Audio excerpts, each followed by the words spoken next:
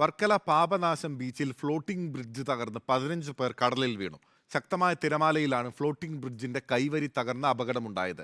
ഇതര സംസ്ഥാനത്ത് നിന്നുള്ള വിനോദസഞ്ചാരികളടക്കം ഗുരുതരാവസ്ഥയിലുള്ള 4 പേരെയും തിരുവനന്തപുരം മെഡിക്കൽ കോളേജ് ആശുപത്രിയിൽ പ്രവേശിപ്പിച്ചു. ടൂറിസം വകുപ്പ് പൊതുജനങ്ങളുടെ ജീവൻ വെച്ച് പന്താടുകയാണെന്ന് കേന്ദ്രമന്ത്രി വി മുരളീധരൻ വിമർശിച്ചു. സംഭവത്തിൽ മന്ത്രി PA മുഹമ്മദ് റിയാസ് ടൂറിസം ഡയറക്ടറോട് റിപ്പോർട്ട് തേടി. വർക്കലയിൽ നിന്നും ആദിൽ പാലോട് തയ്യാറാക്കിയ റിപ്പോർട്ട് കാണാം. ഇന്ന് വൈകിട്ട് 4:40 സംഭവം. വർക്കല പാപനാശം ബീച്ചിൽ ഏതാനും മാസങ്ങൾക്ക് മുൻപ് സ്ഥാപിച്ച ഫ്ലോട്ടിംഗ് ബ്രിഡ്ജിൻ്റെ കൈവരിയാണ് തകർന്നിരിക്കുന്നത്. ഇതിന് സമാനമായ കൈവരി, കയറുകെട്ടി ബന്ധിച്ച കൈവരി ഈ ഫ്ലോട്ടിംഗ് ബ്രിഡ്ജ് അവസാനിക്കുന്നത് വരെ സ്ഥാപിച്ചിട്ടുണ്ടായിരുന്നു. എന്നാൽ ഇതിൻ്റെ കയറ് പൊട്ടി ഫ്ലോട്ടിംഗ് ബ്രിഡ്ജിൻ്റെ വലതുഭാഗത്തെ കൈവരിയാണ് കടലിൽ കാണുന്നത്. ഇതിൽ ആളുകളുണ്ടായിരുന്നു, ഫ്ലോട്ടിംഗ് ബ്രിഡ്ജിൽ ആളുകളുണ്ടായിരുന്നു. 15ഓളം പേർ അപ്പോൾ തന്നെ കടലിലേക്ക് വീണു. ഈ ഭാഗത്ത് നിന്നവരൊക്കെ കടലിലേക്ക് വീണു. കടലിൽ വീണ ഉടനെ തന്നെ ആളുകളെ എടുത്ത് രക്ഷപ്പെടുത്തി കരയിലേക്ക് എത്തിച്ചിരുന്നു. കൈവേരി തകർന്നാണ് എല്ലാവരും വീണത്. ഇപ്പോഴത്തെ ആളുകൾ എല്ലാവരും അവരെ ഇവിടെ ഉള്ളവരുണ്ടായിരുന്നു, നമ്മളെ ലൈഫ് ഗാർഡ് ഉണ്ടായിരുന്നു. മിനിറ്റുകൾക്കകം അവരെ രക്ഷപ്പെടുത്തി മേലെ കൊണ്ടുവന്നു.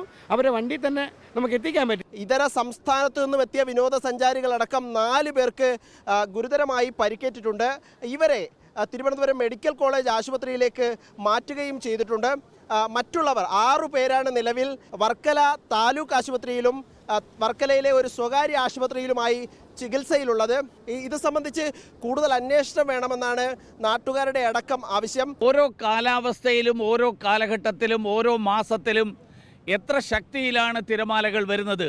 രാവിലത്തെ ശക്തിയായിരിക്കില്ല വൈകുന്നേരം. കൃത്യമായി ഉള്ള ഇടവേളകളിൽ സുരക്ഷാ സംവിധാനങ്ങൾ പൂർണ്ണമായും പ്രവർത്തനക്ഷമമാണോ എന്ന് പരിശോധിക്കുകയും ചെയ്യേണ്ടതുണ്ട്.